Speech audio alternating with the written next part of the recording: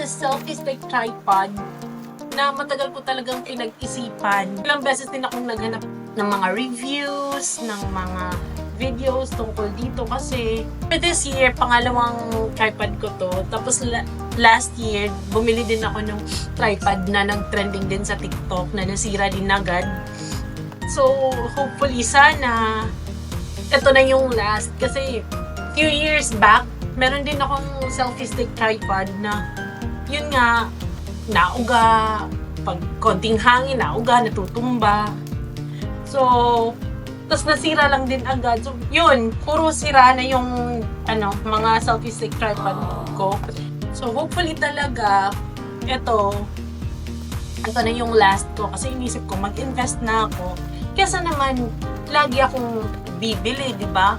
Masisira like, one trip lang.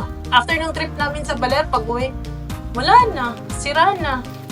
So, ayun, naisip ko, I need to buy something na hindi masisira agad.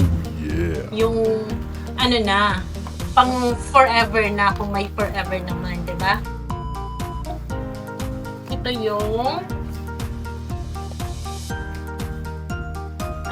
receipt. Ito yung Ulanzi or Ulanzi tripod. Sa natin. It's a selfie stick tripod. Bili ko nito siguro mga $799. Noong $799. Tapos, di ba ilang beses ako naghanap ng reviews?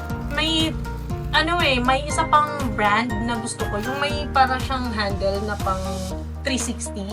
Gusto ko din sana yun. Kaso, dito ko na sold nito. Ito, kasi may lock siya. Meron kasi ako nun, yung isa, pero yung murahing unit or yung style. Pero same brand nun, yung isang nag-trending din. Kaso, wala siyang lock dito. Na-notice ko na, kunyari, konting buga, So, yung stand niya, kaya siya natutumba. Eto, may lock, kaya close. Oh, yes. Mahaba daw to eh. Tingnan ko.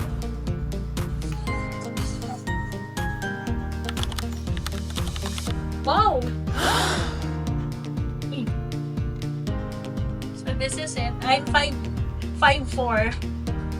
5'4" ako, siguro mga 5'8". So, open daw dito. Ito, support. Wait, unlock mo muna. Unlock mo lang daw siya. Yan. Yan.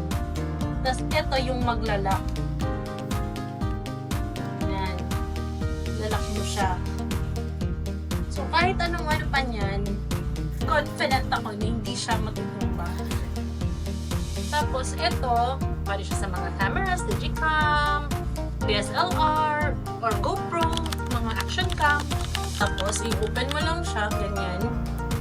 Tapos, tada! Tapos, dito na yung phone. So, nagustuhan ko dito yung ball. Kasi ma-adjust mo siya kahit anong direction eh. Tapos ganyan pag Tapos ito may lock.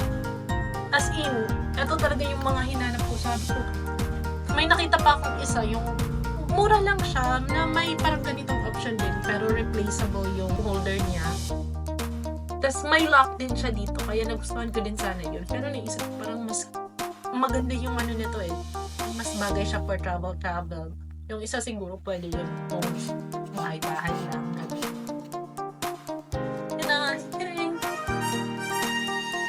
Yeah, excited na akong gamitin to. So sana ito na yung huling selfie stick tripod. Ayoko na bumili pa ng bago. Ayoko na. So kung gusto niyo din pala to, lalagay ko dito sa yellow basket. Bye-bye!